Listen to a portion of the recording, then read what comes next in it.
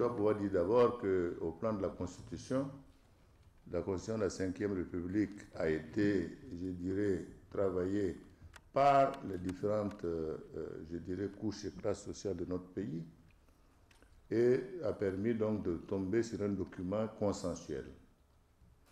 Ce document consensuel doit faire l'objet de l'organisation d'un référendum que nous prévoyons dans le premier trimestre de 2019 pour permettre donc son adoption et nous permettre du même coup d'aller aux élections présidentielles sur la base de cette nouvelle constitution.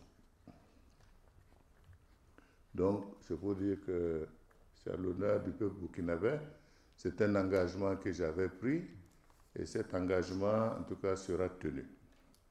Nous avons promis aux Burkinabés qui vivent à l'étranger qu'ils vont participer au scrutin de notre pays.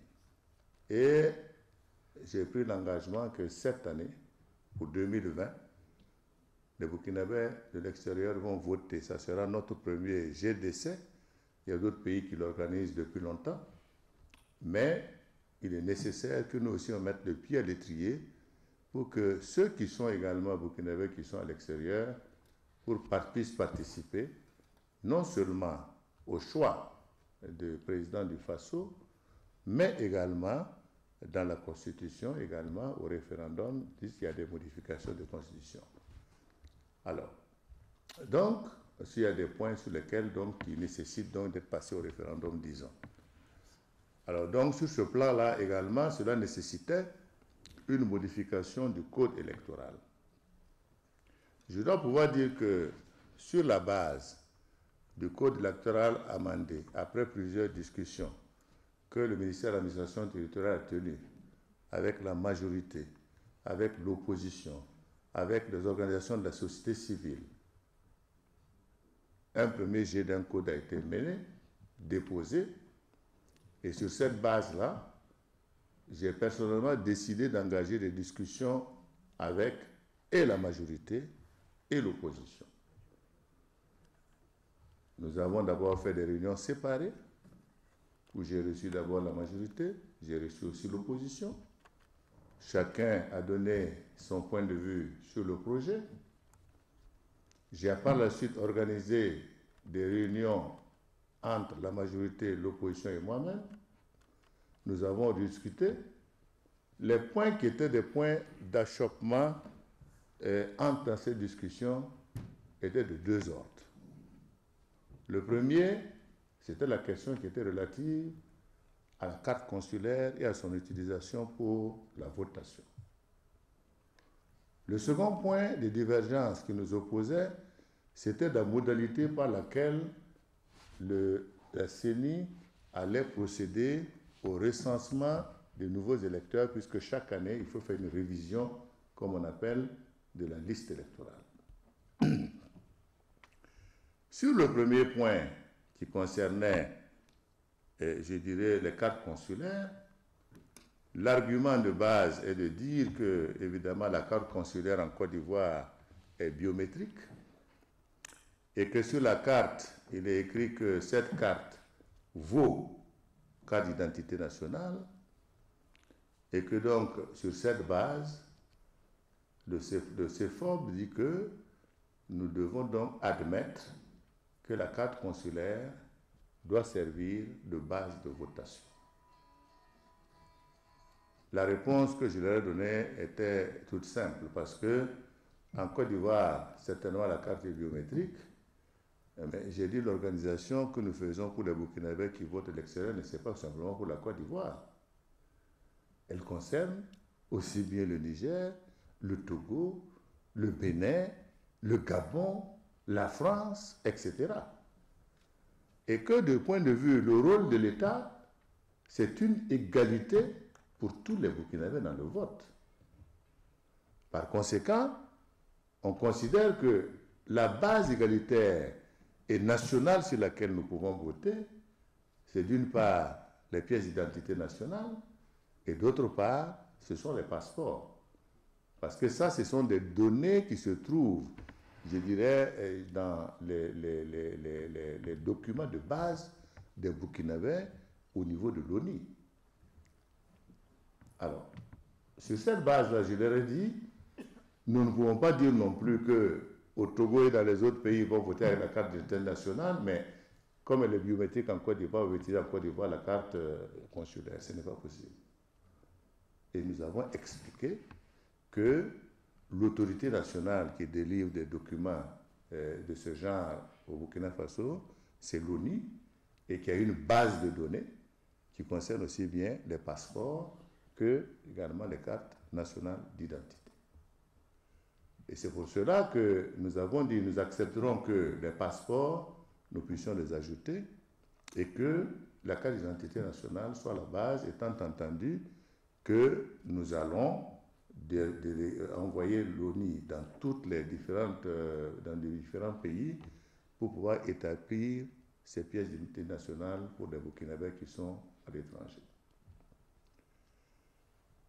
Le second aspect, toujours lié donc à ces discussions, c'est que nous avons dit que partout, les votes vont se faire dans les ambassades et dans les consulats. Parce que nous ne pouvons pas exiger ni forcer un pays à faire des élections sur l'ensemble du territoire si on n'en a pas l'autorisation. J'ai même dit, nous allons continuer ces discussions avec les pays, mais en attendant, c'est dans les ambassades et le consulat qu'on doit voter. Troisième argument, alors on nous a dit également que si nous voulons organiser des votes, les élections pour que les Burkinabés de l'étranger participent, ou bien tout le monde participe, ou ce n'est pas la peine d'organiser des votes de Burkinabés de l'étranger. Je leur ai dit quand même que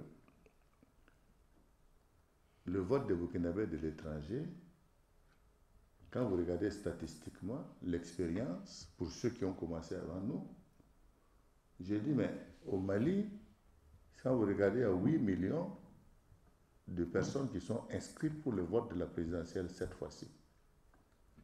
Sur les 8 millions, il y a 400 000 Maliens qui représentent le vote des Maliens de l'étranger. Nous, on ne peut pas prétendre que dans les différents pays du monde, nous sommes plus nombreux que les Maliens à l'extérieur. La Côte d'Ivoire, qui est plus proche de nous, ils ont 6 millions de personnes qui sont inscrites et c'est 0,89% des Ivoiriens de l'étranger qui participent au vote, soit moins de 50 000 personnes. Donc je leur dis, ça n'est peut-être pas un argument valable. Alors, donc, voilà donc les discussions telles que nous les avons menées. Et le dernier argument, c'est de dire que, comme certaines personnes, comme ils n'ont pas cité, le président Blaise Compaoré est à Abidjan, c'est pour cela que nous n'avons peur de faire les élections en Côte d'Ivoire et de permettre aux Ivoiriens de voter avec la carte consulaire. Alors, je leur ai rétorqué quand même que si le parti du président Blaise Compaoré, qui est le Congrès pour la démocratie et le progrès, est au Burkina Faso, et que nous, on n'a pas peur de lui sur le terrain national, il n'y a que eux qui peuvent compter en se disant qu'ils comptent sur la Côte d'Ivoire pour venir battre les gens sur le territoire national. Parce que tous ceux qui sont en Côte d'Ivoire ne sont pas du tout du CDP, je suis désolé. Donc c'est pour dire que, quelque part, contrairement à l'élection passée où le CDP n'a pas participé aux échéances, ils auront l'opportunité de participer à la prochaine échéance pleinement. Donc tout cela, comme je l'ai dit, ce sont des faux arguments. Et pour nous, en tout cas, nous sommes engagés parce que j'ai dit, nous, on ne peut pas passer notre temps à des discussions sans fin et sans solution, parce que moi, en tant que président, j'ai pris des engagements. Je dois les respecter. Si les engagements ne sont pas tenus, on va dire, bon, le président a promis, n'a rien fait. Sur le plan, je dirais également, de les révisions des listes électorales, là également, le système d'avant, c'était de dire qu'on envoie dans tous les villages des équipes qui sont là-bas sous des arbres et qui recensent les gens. Et finalement, on se rend compte que ça pose un problème d'efficacité. Parce que toutes ces équipes qui sont déployées à plusieurs milliards de francs, et lorsqu'on a fait le point, c'est plus d'une 25 milliards, si on veut faire ce type de révision et autres. On a dit, écoutez, on va faire une fusion entre l'ONI pour tous ceux qui ont des pièces d'identité et qui ont 18 ans et la liste de la CENI pour voir d'abord ceux qui ont des pièces d'identité et ceux qui n'en ont pas.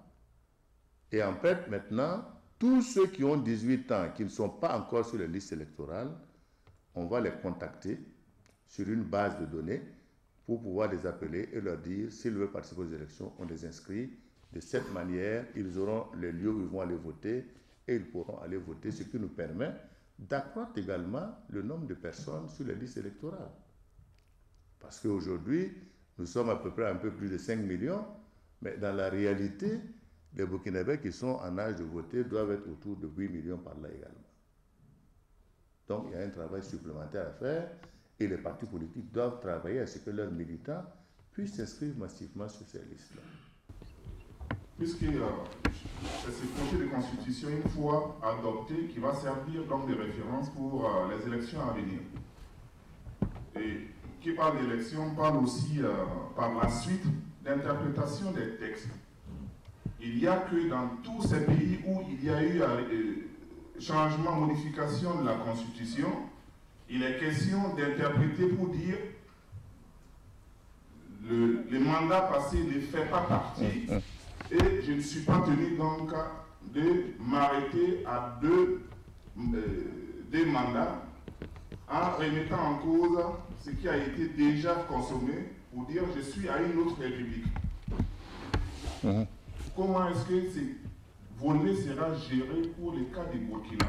Au niveau de la constitution actuelle, les choses ont été bien balisées, de manière à considérer que le président en cours n'a plus qu'un seul mandat à faire et qu'il n'y a pas de discussion de dire que comme c'est une nouvelle, il y a la possibilité encore de faire 2 mandats. Donc je crois que ça c'est clair, c'est net et ça ne souffre pas d'ambiguïté, puisque comme vous le savez, ça a été ce genre de questions qui ont justement amené la perte de sérénité au niveau du Burkina Faso. Alors voilà, je dirais ce que je voulais dire très rapidement, étant entendu que le principal objet, c'est de vous donner l'essentiel des informations que je pense utiles. Deuxièmement, de vous laisser également la parole s'il y a des domaines dans lesquels vous estimez qu'il est nécessaire de poser des questions. C'est ouvert. Nous sommes tout à fait à votre disposition pour y répondre.